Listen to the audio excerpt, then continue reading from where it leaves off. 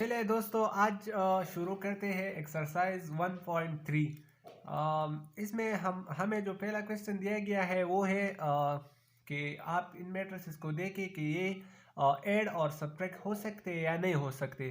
तो सबसे पहले तो हमें ये जानना ज़रूरी है कि सब्ट्रैक्शन और एडिशन हम किन हालात में कर सकते हैं कि हमारे पास दो मैट्रिसेस किस वक्त सब्ट्रैक्ट और किस वक्त ऐड होगी।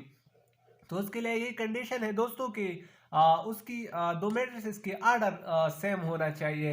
यानी अगर हमें अब ये दो मैट्रिसेस दी गई है, मैट्रिक्स ए और मैट्रिक्स बी, तो अगर हम इनके आर्डर को देखें तो ये 2x2 आर्डर मैट्रिक्स है, और अगर इसको देखें तो ये भी 2x2 है। तो इसका मतलब ये इसका आर्डर सेम है। जब इसका आर्डर सेम हो तो फिर ये ऐड और सब्ट्रैक्ट होंगे। लेकिन अगर हम इन मैट्रिक्स को देखें तो ये मैट्रिक्स है, इसमें अगर हम रोज को देखें तो वो है 3, और अगर हम कॉलम्स को देखें तो वो भी है 3। तो ये तो 3x3 मैट्रिक्स है। लेकिन अगर हम इसको देखें तो ये 2x3 मैट्रिक्स है। तो दोस्तों ये 3x3 है और ये 2x3 है, तो इसकी आर्डर सेम नहीं है। तो ये लिहाजा सी और डी मैट्रिक्स ऐड और सब्ट्रैक्ट नहीं होंगे, और ए और बी सब्ट्रैक्ट और ऐड होंगे, क्योंकि इनकी आर्डर सेम है। तो अब हमें जो पहला क्वेश्चन दिया गया है वो है कि ये कुछ कंडीशंस हमें दी गई है, और हमसे किया गया है कि अगर ए और बी मैट्रिक्स 2x3 हो और अगर सी और डी 2 स्क्वायर मैट्रिक्स हो, तो हमने ये मैट्रिसेस हमने लिखे हैं कि ए और बी को हम सपोज कर लेते हैं। ये 2x3 एक मैट्रिक्स हमने जनरली लिखा है, और ये 2x2 मैट्रिक्स हमने बी जनरली लिखा है। तो ये ए और बी मैट्रिक्स हो गया, ये सी और डी। अब हमसे क्या गया है कि कहा गया है कि ए और बी ऐड होंगे, तो ए और बी जो है वो ऐड होंगे। ये पॉसिबल है। क्यों पॉसिबल है? क्योंकि इसकी आर्डर सेम है। ये भी 2x3 मैट्रिक्स है और ये भी 2x3 मैट्रिक्स है। तो हमने यहाँ लिखा है कि यस, ए प्लस बी जो है ये पॉसिबल है, ये ऐड होंगे। अब ये कंडीशन हमें दिया गया है, तो ये पॉसिबल नहीं है। क्यों पॉसिबल नहीं है? इसलिए कि इसकी आर्डर जो है वो 2x3 है और इसकी आर्डर 2x2 है। तो इसकी आर्डर सेम नहीं है, इसलिए ये ऐड और सब्ट्रैक्ट नहीं होंगे। ये कंडीशन पॉसिबल नहीं होगा। इसी तरह ये भी पॉसिबल नहीं है, क्योंकि इन दो मैट्रिसेस की आर्डर भी सेम नहीं है। और इसी तरह हमें फोर्थ वन जो कंडीशन दिया गया है कि 7c + 2d, तो ये भी पॉसिबल नहीं है। क्योंकि तो ये पॉसिबल है क्योंकि इसके आर्डर सेम है, तो ये पॉसिबल है। तो इसमें टू पॉसिबल है, ए और 1 और 4 कंडीशन, और 2 और 3 कंडीशन जो है ये पॉसिबल नहीं है, क्योंकि इनके आर्डर सेम नहीं है। तो जिन मैट्रिसेस के आर्डर सेम होंगे वो ऐड और सब्ट्रैक्ट होंगे, और जिन मैट्रिसेस के आर्डर सेम नहीं है वो ऐड और सब्ट्रैक्ट नहीं होंगे। तो अब हम देखते हैं क्वेश्चन नंबर 2 को। हमें ये एक मैट्रिक्स दिया गया है। हमसे क्या गया है कि इसको 2 पर मल्टीप्लाई करें, यानी ये 2 एक स्केलर नंबर है। अब हम इसको इस तरह मल्टीप्लाई कर सकते हैं कि हम लिखेंगे कि मल्टीप्लाइंग बोथ साइड्स बाय 2। तो जब हम दोनों साइड्स को 2 पर मल्टीप्लाई करेंगे तो हम इस लिख सकते हैं कि 2a इज इक्वल टू 2, और ये ए मैट्रिक्स हम लिखेंगे, ये है 1 2 3।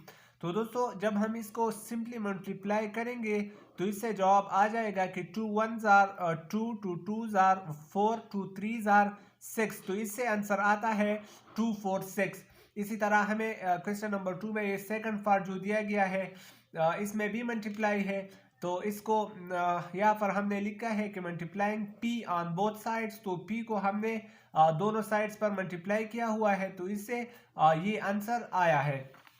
अब क्वेश्चन नंबर 3 हमें दिया गया है। क्वेश्चन नंबर 3 अब हमें दिया गया है कि आप x मैट्रिक्स को मालूम करें। ये हमें एक मैट्रिक्स दिया गया है, 4x एक मैट्रिक्स है। तो हमसे क्या गया है कि x मैट्रिक्स क्या होगा अगर तो हम इसको इस तरह मालूम कर सकते हैं ना दोस्तों कि यहाँ पर अब 4x है, तो हमें x मैट्रिक्स को मालूम करना है।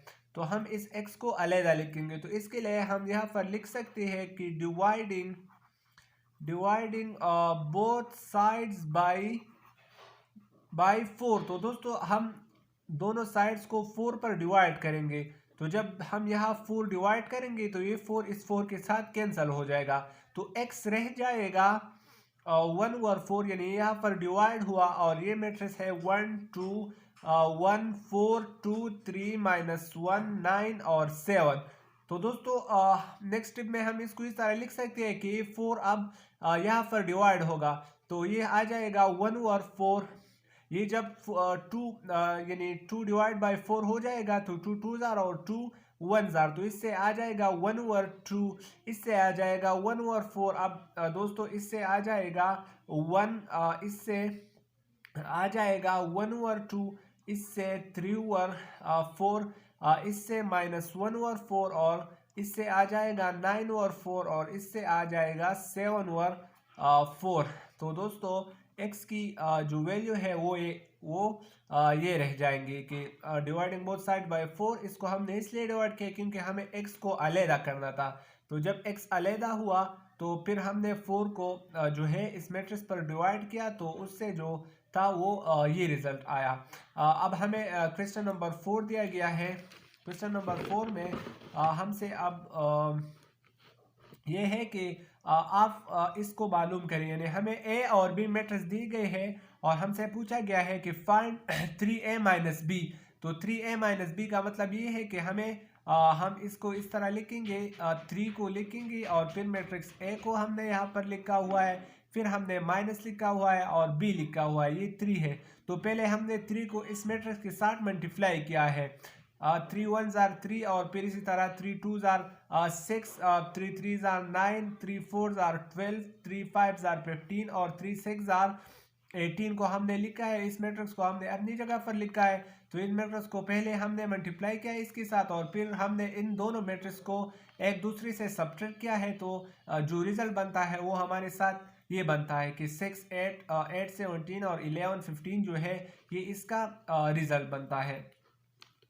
तो दोस्तों अब क्वेश्चन नंबर 5 की तरफ चलते हैं। क्वेश्चन नंबर 5 में हमें भी 2 मैट्रिसेस दी गई है और हमसे पूछा गया है कि आप a + 2b को जो है वो फाइंड करें। तो अब हम a + 2b को कैसे फाइंड करेंगे? C मैट्रिक्स बराबर है a + 2b। तो हम दोस्तों इस तरह लिख सकते हैं कि C मैट्रिक्स हम लिखेंगे। अब हमें जो मैट्रिक्स A दिया गया है वो है 1 2 -3 और 5 0 2 -1 -1 और 1। और दोस्तों हम यहाँ पर अब 2 लिखेंगे, ये A यहाँ पर आ गया, अब ये 2 है तो 2 यहाँ पर आ गया और अब हम इस 2 के साथ B मैट्रिक्स को मल्टीप्लाई करेंगे। तो B मैट्रिक्स को हम इसके साथ जब मल्टीप्लाई करेंगे तो ये C जो है ये मैट्रिक्स अपनी जगह पर आ जाएगा।